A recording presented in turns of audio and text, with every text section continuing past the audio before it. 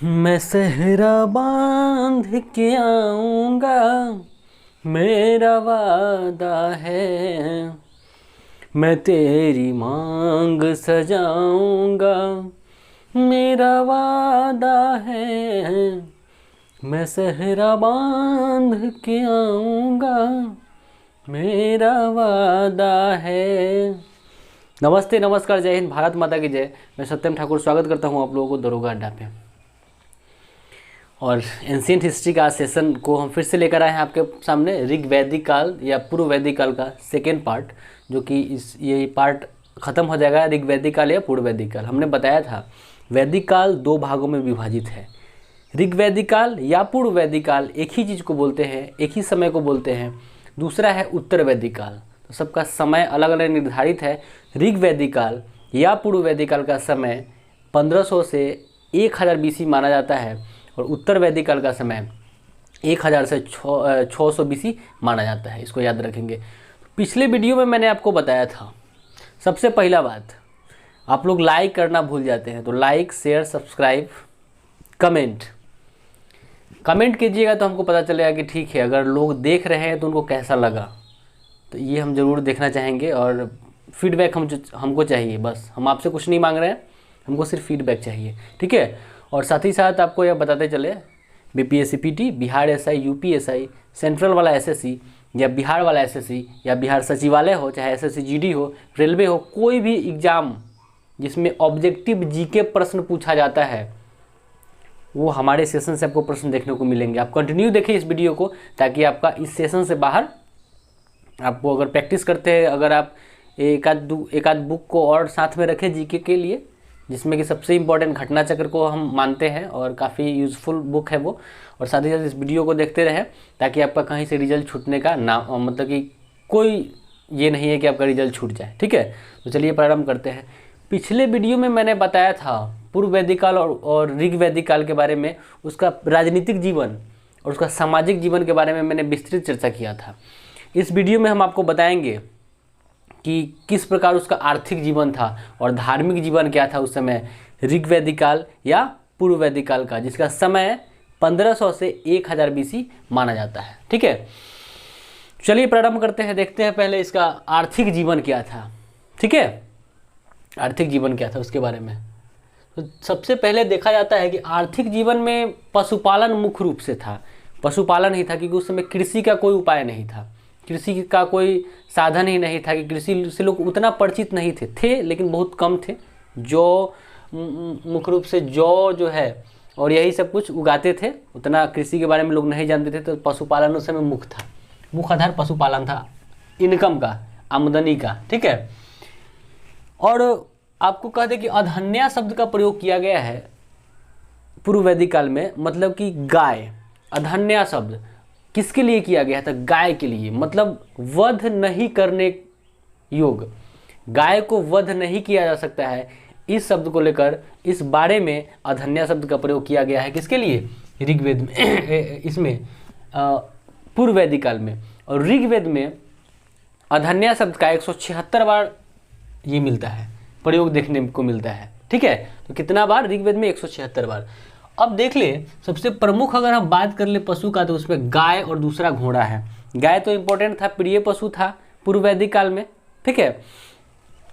और घोड़ा इसलिए कि घुड़दौड़, रसदौड़ के लिए घोड़ा का यूज किया जाता था कम मात्रा में। तो सेकेंड जो उस समय प्रिय पशु था वो घोड़ा था, इसको याद रखेंगे। ये पहला था गाय, ठीक है। कृषि की बात करें तो कृषि उस समय मुख्यतः गेहूं और जौ ही था, ज़्यादा कुछ था नहीं, लोग उतना परिचित थे नहीं, तो गेहूं और जौ से ही काम लोग चलाते थे, ठीक है। साथ ही साथ अगर बात कर ले तो कृषि के लिए ऋग्वेद में 24 मंत्र का प्रयोग किया गया है। ऋग्वेद में कृषि के लिए कितना मंत्र है? 24 गो मंत्र है ऋग्वेद में, इसको भी ध्यान रखेंगे। अब अगर बात कर ले हम उद्योग का, तो उद्योग मूल रूप से ज़्यादा कुछ था नहीं। उद्योग की बात कर ले अगर हम, तो बढ़ईगिरी और रथकार, ठीक है। ये बढ़ईगिरी और रथकार था, ठीक है। जो रथ उत बनाते थे लोग, थोड़ा बहुत जो घुड़दौड़, रथदौड़ के लिए जो यूज किया जाता था रथकार, तो वो रथकार था। और बढ़ईगिरी, बस यही उद्योग के साधन थे। धातु की बात करें तो तांबा, तांबा उस समय था, और इसी के लिए धातु अधिक मात्रा में नहीं होने के कारण धातु का एको को आपसे कह दे कि हम उद्योग नहीं मिला है, एक भी उद्योग नहीं मिला है पूर्व वैदिक काल में, केवल यही बढ़ईगिरी और रथगार का मिला है, लेकिन धातु का एक भी आपको उद्योग धंधा देखने को नहीं मिला है, क्योंकि उस समय थोड़ा बहुत लोग तांबा से परिचित थे। लोहा की अगर बात करें तो ऋग वैदिक काल में जब लोग आए तो लोहा जो है सॉरी उत्तर वैदिक काल में जब लोग आए, जिसका समय हमने आपको बताया है 1000 से 600 BC, 1000 BC से 600 BC, उसमें जब लोग आते हैं उत्तर वैदिक काल में तो उसमें लोहा मूल रूप से लोग उसके बारे में परिचित होते हैं उत्तर वैदिक काल में। ठीक है, व्यापार की अगर बात करें तो देखिए व्यापार कुछ होता नहीं था, हमने क्या बताया, युद्ध भी किससे करेगा, लोग उस समय उतना डेवलप था नहीं, तो एक कबीला दूसरे कबीला को लूटता था, और मूल रूप से कबीला लूटने का एक ही मकसद होता था, सिर्फ और सिर्फ गाय को हड़पना। गाय को हड़पने के लिए लोग युद्ध करते थे, क्योंकि उस समय भूमि का कोई इंपॉर्टेंस नहीं था, जमीन का कोई महत्व नहीं था, लोग को पता ही नहीं था, कृषि था ही नहीं, घर द्वार बनाने के लिए कुछ लोहा लकड़ था ही नहीं, ईटा ये सब गिट्टी बालू ये सब कुछ था ही नहीं, ये सब तो उसमें था ना सिंधु घाटी सभ्यता में। लेकिन इसमें वैदिक सभ्यता में तो हम तो बताएं ही आपको कि वैदिक सभ्यता जो सभ्यता चल रहा है हम लोगों का वो उल्टा चल रहा है। सिंधु घाटी सभ्यता शहरी था, उसका वैदिक सभ्यता आता है तो यह ग्रामीण सभ्यता हो जाती है, तो यह देखने को मिला।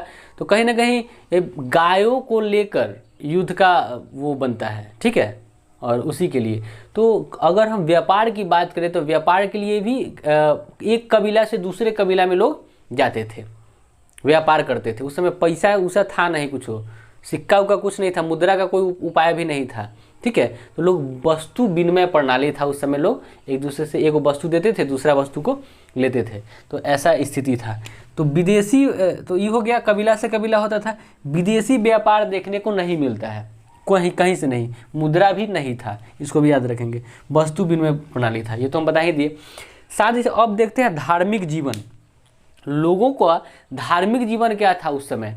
तो सबसे पहले बता दें कि लोग जो है प्रकृति पूजक थे और बहुदेववादी थे, माने कि लोग प्रकृति का पूजा तो करते ही थे, साथ ही साथ बहुदेववादी थे, मतलब कि बहुत सारा देवता पर विश्वास करते थे।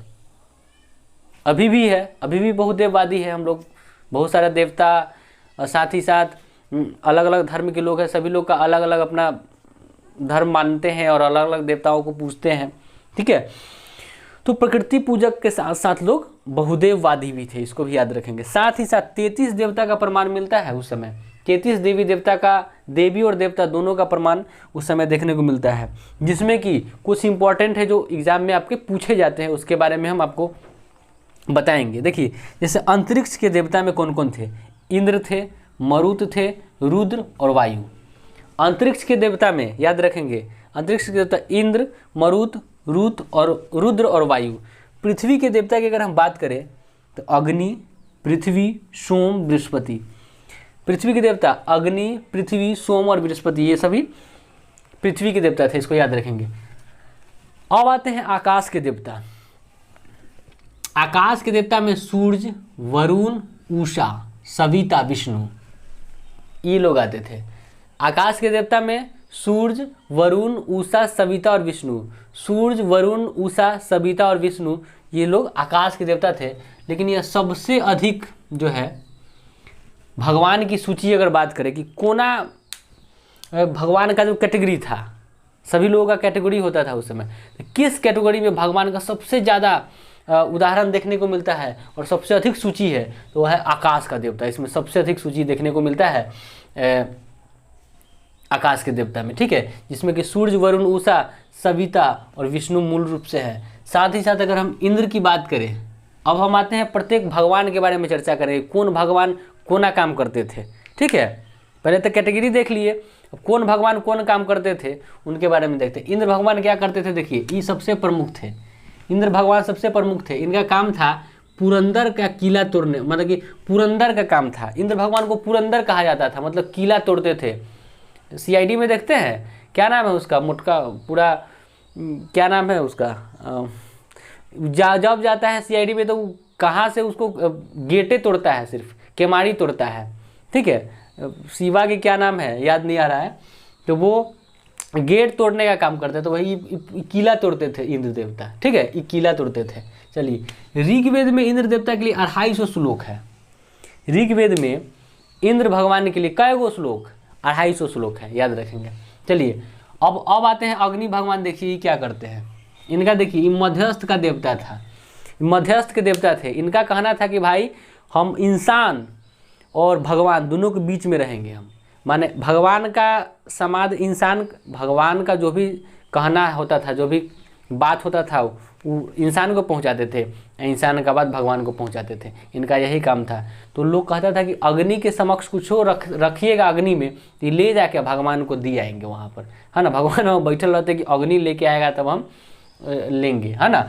तो अग्नि के देवता मध्यस्थ के देवता थे, जिसमें अग्नि देवता के लिए ऋग्वेद में 200 मंत्र का 200 श्लोक का यूज किया गया है। इसको भी याद रखेंगे। कितना श्लोक? 200 श्लोक। अग्नि के लिए 200 श्लोक का यूज किया गया है, इसको भी याद रखेंगे। साथ ही साथ अगर हम वरुण की बात करें तो वरुण भगवान क्या करते थे? वर्षा करवाते थे। तो वर्षा एवं समुद्र के देवता थे वरुण। लेकिन अभी हम लोग क्या जानते हैं कि इंद्र देवता है, यानी बारिश का देवता, अभी हम लोग को समझ में आता है, ठीक है। लेकिन उस समय इंद्र देवता क्या करते थे? पुरंदर किला तोड़ते थे, पुरंदर थे। तो वरुण भगवान है, मेघ बरसवाते थे, और समुद्र में के देवता थे वरुण भगवान, याद रखेंगे। सार के साथ रहते थे। सविता देखिए क्या करती थी, सविता भगवान, ये हमको अथी थी, देवी थी, देवता नहीं थी, नामे से स्पष्ट है। ये चमकता सूर्य का देवता था। मतलब जब सूर्य चमकता था तो लोग कहते थे क्या कि गायत्री मंत्र। अच्छा एक बात समझ में नहीं आता है, एक चीज़ आप लोग ध्यान दिए हैं, हमको आज तक समझ में नहीं आया कि जब हम लोग बच्चा होते हैं, बच्चा में रहते हैं, तो लोग कथी कहता है?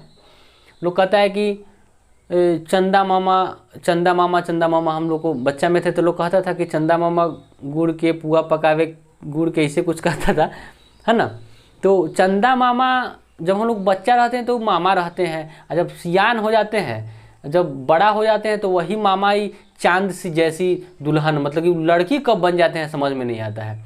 समझ रहे हैं बात को? माने कि चांद बचपन में रहता है, जब हम लोग छोटा रहते हैं तो पुरुष रहता है, और जब हम लोग सियाना हो जाते हैं तो चांद की तरफ बहू लाएंगे। माने वो लड़की कब हो जाता है ससुराल पता नहीं चलता है ना। ये आप लोग भी थोड़ा सा सोचिएगा इस पर। तो सविता चमकता सूर्य का देवता हो गया। देखिए सविता जो है ना गायत्री मंत्र से संबंधित है, इसको याद रखेंगे, प्रश्न सीधे आएगा। सविता किस मंत्र से संबंधित है? तो गायत्री मंत्र से। सविता किस मंत्र से संबंधित है? वह गायत्री मंत्र से संबंधित है, याद रखेंगे। और यह गायत्री मंत्र ऋग्वेद के 3रा मंडल में है, जिसका रचना कौन किया है? विश्वामित्र जी किए हैं, समझ रहे हैं।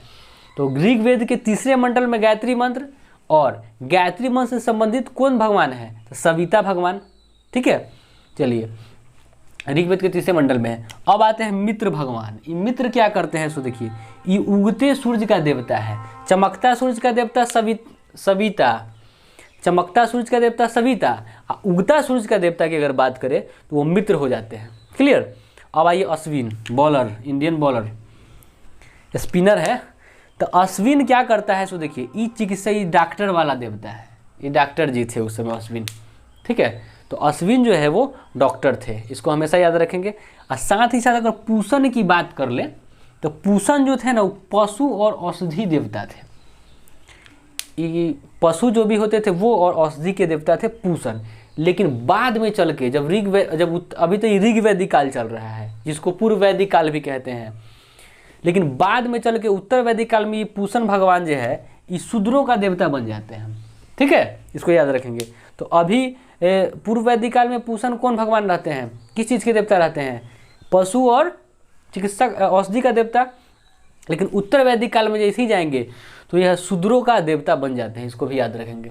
देखिए सोम जो है, देखिए वनस्पति के देवता है, सोमरस, सोम वनस्पति के देवता है। तो हम उम्मीद करते हैं कि जो भी टॉपिक था ऋग वैदिक काल या पूर्व वैदिक काल का आर्थिक जीवन और धार्मिक जीवन मैंने आपको बताया, और इसमें से एक भी चीज़ हमने छोड़ा नहीं है। जो कहीं से भी प्रश्न आपको यहीं से प्रश्न देखने को मिलेंगे, इससे बाहर नहीं।